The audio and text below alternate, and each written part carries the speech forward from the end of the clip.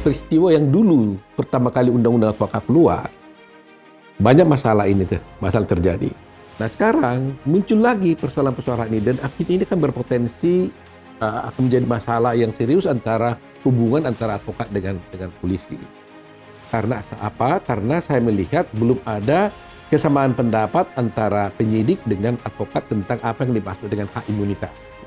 Ini poinnya. Jadi masyarakat dan penyidik pun masih kadang-kadang berpikir seakan-akan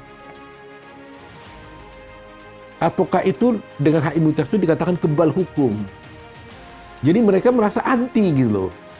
Ya, anti, wah kok advokat kebal hukum gitu. Padahal itu tidak. Saya sudah ceritakan, hak imunitas itu adalah hak yang dimiliki seorang advokat untuk tidak dituntut di dalam maupun di luar pengadilan ketika dia menjalankan tugasnya sebagai advokat. Jadi prinsip dasarnya adalah ketika seorang advokat menjalankan tugasnya sebagai advokat, maka dia tidak bisa dituntut baik perdata maupun pidana di dalam maupun di luar pengadilan. Tetapi ada syaratnya, bahwa advokat itu dalam menjalankan tugas itu harus dengan etikat baik. Nah ini poinnya ini. Ya, tidak semua advokat menjalankan tugasnya itu bebas-bebasnya, tapi dia harus juga melakukan tugasnya dengan etikat baik. Nah, ini yang utama. Nah, pertanyaannya supaya bisa masyarakat menyadari, kenapa sih nggak bisa dituntut di dalam ada di pengadilan? Ini ada sebenarnya latar belakangnya. Pertama kalau kita lihat, advokat ini kan penegak hukum, ya kan? Nah, sebagai penegak hukum, dia juga mempunyai kewajiban yang sama dengan penegak hukum yang lain, hakim, jaksa, dan polisi, yaitu menegakkan hukum dengan medan atau cara yang berbeda. Kalau hakim memutus, polisi menyidik, jaksa menuntut, hakim membela, advokat membela. Tapi itu, kerangka itu semuanya adalah dalam rangka menegakkan hukum dan keadilan. Negara memberikan kewenangan kepada polisi untuk menegakkan hukum. Ya kan? Apa yang diberikan negara kepada dia? Ya tentunya dia punya kewenangan menangkap, dia kewenangan menahan, dia berhak memiliki senjata api, bahkan menembak bila mana diperlukan sesuai dengan hukum. Itu semuanya hak-hak yang diberikan negara kepada polisi selaku penegak hukum dalam rangka menegakkan keamanan di Republik ini. Demikian juga pada jaksa. Jaksa diberikan kewenangan untuk menuntut. Ya kan? Menuntut orang, dia juga berhak menahan, bahkan menangkap dan sebagainya. Hakim juga seperti itu. Jadi selaku penegak hukum, negara memberikan hak-hak kepada mereka ini dalam rangka menegakkan hukum. Nah, pertanyaan pokoknya adalah, apa yang diberikan negara kepada advokat? Hak apa yang diberikan oleh negara kepada advokat? Padahal dia penegak hukum. Kan nggak fair dong. Polisi dalam menegakkan hukum, dia diberikan hak untuk bisa melakukan penangkapan, penahanan, dan sebagainya. Tapi advokat diwajibkan menegakkan hukum, tapi nggak punya hak apa-apa umpamanya. Nah, tidak diberikan petong, tidak diberikan hak untuk penangguhan penahanan, tidak diberikan hak untuk menahan, ya kan? Nah, oleh karena itu, negara mengatakan, hai advokat, kau penegak hukum, beranilah engkau membela klienmu dengan baik dan etikat baik. Ya, demi keadilan dan kebenaran. Dan untuk itu, kuberikan kepadamu hak bahwa kalau kau berani menegakkan hukum dan keadilan, kau kuberikan hak untuk tidak dituntut baik perdata maupun pidana di dalam maupun di luar pengadilan, sepanjang kau beretikat baik menegakkan hukum itu. Jadi inilah yang diberikan oleh negara kepada seseorang advokat itu. Jadi jangan dianggap ini adalah sebagai kebal hukum, tidak. Sama dengan DPR. DPR juga hak imunitas. Dia bebas memberikan pendapat di muka di sidang DPR. Kenapa? Supaya jangan dia takut dong. Jangan sampai dia membela rakyat, nanti dia ditangkap. Sama dengan advokat. Saya membela rakyat, membela klien saya, ternyata ditangkap. Dipanggil-panggil oleh penyidik. Itu nggak bisa. Kalau itu yang terjadi, maka yang korban itu adalah pencari keadilan, masyarakat. Kenapa? Sebab dengan takutnya advokat membela kliennya, takutnya advokat membela rakyat yang dianiaya atau diperlakukan secara tidak adil oleh hukum, maka rakyatnya menjadi korban. Jadi kalau advokat sudah jadi takut, ya sekali advokat takut membela keadilan dan kebenaran, maka negara itu tidak ada lagi negara hukum. Itu pasti. Itu poinnya. Jadi oleh karena itu, maka advokat itu diberikan hak imunitas ini. Dengan hak imunitas yang diberikannya ini, dan hanya ini satu-satunya hak yang diberikan negara sebagai advokat, sebagai penegak hukum. Nah, di samping ada satu lagi, hak dia umpamanya untuk tidak bisa digeledah, gitu ya.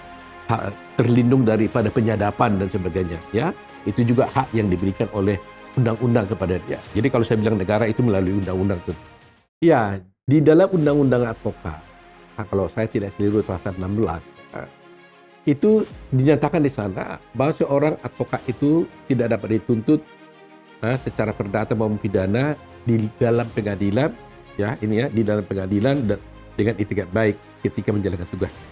Di pasal ini hanya terbatas di pengadilan dia tidak bisa dituntut baik perdata maupun pidana. Tidak termasuk di luar pengadilan. Tapi kemudian ada putusan Mahkamah Konstitusi, ya, yang memperluas kewenangan itu, di mana di dalam putusan Mahkamah Konstitusi mengatakan bahwa tidak saja di dalam pengadilan dia tidak bisa dituntut baik perdata maupun pidana, tapi juga di luar pengadilan juga dia dilindungi. Nah, ini juga diatur juga di dalam undang-undang tentang bantuan hukum cuma-cuma. Di sana juga dikatakan bahwa advokat itu tidak bisa dituntut baik perdata maupun pidana ketika menjalankan tugasnya di dalam maupun di luar pengadilan. Itu landasan hukum seorang advokat. Tapi saya katakan tadi itu kan harus dengan itikat baik. Nah, jadi selalu yang menjadi soal adalah apakah seseorang itu di dalam menjalankan tugasnya itu betul-betul telah beritikat baik atau tidak. Ini yang jadi soal antara penyidik dengan organisasi advokat, ya kan? Nah, beritikat baik atau tidak beritikat baik sebenarnya ini bisa diuji oleh Dewan Kehormatan Advokat, ya kan? Kalau dia melanggar kode etik, tentunya dia tidak beritikat baik, ya kan? Tapi kalau Dewan Kehormatan katakan dia tidak melanggar kode etik, patutlah diduga dia itu adalah sebenarnya beritikat baik. Ini yang sering terjadi. Jadi penyidik ini selalu kalau melihat ada advokat membela kliennya, dia tidak bisa membedakan mana yang merupakan hak advokat yang harus dilindungi, mana yang merupakan hak advokat yang sebenarnya dia juga tidak dilindungi. Tapi ukuran yang pasti adalah ketika advokat itu melakukan tugasnya menegakkan hukum dan keadilan itu adalah ketika menjalani tugasnya sebagai advokat, itu dia harus dilindungi. Tapi kalau dia di luar sana tidak menjalankan tugasnya, umpamanya dia ada urusan keluarga dan sebagainya, itu bukan, dia tidak punya hak imunitas di sana. Tapi ketika dia mewakili kepentingan kliennya, ya menjalankan tugasnya sebagai seorang advokat, dia dilindungi di sana. Itu yang harus dipahami. Nah, kemudian sering juga saya melihat sekarang ini ada tendensi, dan ini akan kalau tidak diperbaiki hubungan ini akan berimpact buruk antara hubungan advokat dengan pihak kepolisian. Sering sekali sekarang advokat-advokat ini dipanggil oleh penyidik dan dijadikan si advokat jadi saksi terhadap kliennya. Nah, ini terus terang aja sangat berbahaya. Saya pernah mendampingi seorang klien dulu, kalau nggak salah itu waktu kasusnya Pak Juan Felix Tambobolo, kasusnya Tommy Soeharto zaman dulu, di mana Pak Juan Felix pada waktu itu diperiksa sebagai saksi ketika dia mendampingi kliennya adalah Tommy Soeharto. Nah, kita keberatan pada waktu itu. Nah, dan akhirnya setelah kita jelaskan, mereka bisa memahami dan akhirnya tidak berlanjut. Pak Felix dipanggil dan kita datang, tapi akhirnya tidak diproses lah kasusnya. Nah, kenapa begitu? Begini ya, di samping hak imunitas tadi, advokat itu mempunyai kewajiban untuk untuk merahasiakan rahasia kliennya. Jadi kalau saya punya klien, maka saya harus merahasiakan rahasia klien.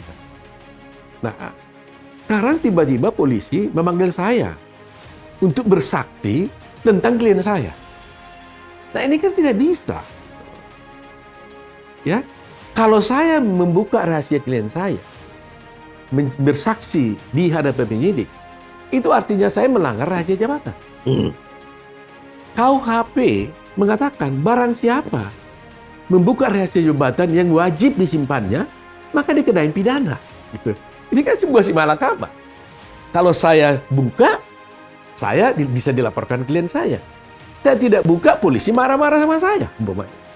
Nah, ini yang harus dipahami oleh pihak penyidik bahwa jangan sekali-sekali memanggil dan memaksakan seorang advokat sebagai saksi yang berkaitan dengan kliennya. Itu tidak akan bisa, itu melanggar undang-undang advokat. Jadi sebenarnya polisi atau penyidik seyogianya tidak perlu memanggil. Kalau dia sudah tahu ini ada kaitannya dengan kliennya. Kalau itu ada kaitannya dengan rahasia jabatan yang harus disimpan seorang advokat. Nah, tetapi siapa tahu kalau umpamanya polisinya tetap ngotot juga tidak mau tahu dengan ini, dia panggil. Maka advokat harus datang. Kalau dia tidak datang, nanti dianggap dia melanggar perintah pejabat yang berwenang. Dia datang. Setelah datang, diperiksa, maka disampaikan pada polisi, saya tidak bersedia diperiksa. Jelaskan kenapa Anda tidak bisa diperiksa, karena memang undang-undang mewajibkan saya untuk tidak bisa membuka rahasia jabatan saya. Gitu loh. Kalau itu menyangkut klien saya, nggak bisa. Kalau saya buka, saya dilaporkan klien loh, kena pidana gitu loh. Nah, inilah perlu pemahaman antara advokat dengan penyidik antara advokat juga. Iya, jadi memang ya intinya kan adalah itikat baik. Jadi kalimat kuncinya itikat baik. Nah, jadi kalau berbicara itikat baik, maka ukurannya adalah kode etik. Ya, jadi kalau seorang advokat menjalankan tugasnya sesuai dengan kode etik, saya kira dia tidak akan bermasalah. Ya, pasti tidak akan bermasalah. Nah, persoalannya sekarang adalah kalau advokat itu sudah melakukannya dengan baik, kode etiknya sudah dipenuhi, ya ini masih tetap disidik, masih dicoba diperiksa oleh polisi. Nah, ini menjadi soal, kan gitu. Nanti akan terjadi benturan antara advokat dengan penyidik, dan itu tidak baik. Karena apa? Advokat itu kan penegak hukum. Polisi juga penegak hukum, jaksa penegak hukum. Jadi kalau semua sama-sama penegak hukum, maka kita tidak boleh ada ego sektoral. Nggak boleh ada istilahnya menang sendiri. Harus berada dalam posisi advokat melakukan tugasnya membela kepentingan hukum. Polisi juga menangkap orang itu adalah kepentingan hukum. Ya. Nah, di sini harus ada paradigma yang sama antara advokat dengan pihak kepolisian, bahwa tugas masing-masing ini adalah untuk menegakkan hukum. Jadi nggak perlu harus ada ketegangan di antara mereka. Itu yang harus dibina selama ini gitu. Nah, inilah dulu yang kita buat kesepakatan dengan Polri. Waktu itu saya mewakili Peradi telah membuat MOU dengan Kapolri, yaitu Bapak Timur Pradopo. MOU itu kenapa timbul? Karena hal-hal seperti ini, ya kan? Ada keributan. Contoh di luar itu lagi, ada penyitaan, penggeledahan kepada kantor advokat dan menyita dokumen dari tangan advokat. Nah, undang-undang mengatakan itu kan tidak boleh. Tapi kadang-kadang juga memang susah polisi mau menyita, gitu ya. Nah, untuk tidak terjadi benturan, kita bikin MOU dengan Pak Timur Pradopo. Nah, itu berlaku untuk 5 tahun dan sampai sekarang nggak diperpanjang. Itu yang kita minta sebenarnya kepada Pak Kapolri sekarang agar segera membuat MOU itu. Kami sudah minta kepada pihak Kapolri untuk tetap melanjutkan ini. Kalau tidak, percayalah, saya ingin sampaikan dengan percaya akan terjadi benturan-benturan, ya, karena perbedaan persepsi antara advokat dengan penyidik. Ya, ini sudah mulai ini. Ada 2-3 laporan saya sudah dengar. Nanti akan terjadi lagi di daerah lain. Akan terjadi lagi. Dulu seperti ini juga, kira-kira 10-15 tahun yang lalu, kejadian seperti itu. Nah, jadi oleh karena itu, harus itu segera diselesaikan. Saya nggak mengerti ya, sebenarnya kami sudah bicara dengan Polri, bahkan juga Kadif Hukum Mabes Polri juga berkali-kali, sudah berganti-ganti juga kami sudah bicara, tapi sampai sekarang belum ditandatangani, ya kan? Nah, akibatnya berpotensi kembali seperti ini. Ya, berpotensi kembali. Jadi, tapi akan saya cobalah kembali lagi mengingatkan menyampaikan kepada Kapolri agar kalau boleh MOU itu ditandatangani, diperpanjang kembali Kalau tidak, akan terjadi kasus-kasus seperti ini. Jadi sekarang nih banyak sekali mohon perlindungan dari anggota kepada Peradi sekarang. Hampir tiap minggu, Pak Oto, saya dipanggil, ya kan? Ya, kenapa? Saya, dalam hal apa? Ini saya menampingi klien saya. Ini kan jadi repot gitu loh kan. Nah, kita lihat kemarin itu juga ada juga penggeledahan, ya kan? Terhadap kantor advokat. Nah, ini kan sebenarnya kan tidak diperkenankan. Bahkan juga menyadap umpamanya kalau ada. Ini belum pernah kita lihat sih, tapi tidak bisa itu kalau menyadap pembicaraan antara advokat dengan klien ya. Itu tidak bisa disadap itu. Karena itu rahasia. Nah, kalau dulu ketika kami buat MOU dengan Kapolri, Pak Timur Pradopo, setiap advokat yang dipanggil oleh polisi, lalu penyidik, itu selalu minta diberitahukan dulu kepada Peradi. Itu MOU-nya. Jadi kita katakan, Pak Peradi, kami ingin memanggil seseorang ini, namanya ini, mohon dihadirkan, katanya. Nah, kita lihat, kalau kasusnya itu menyangkut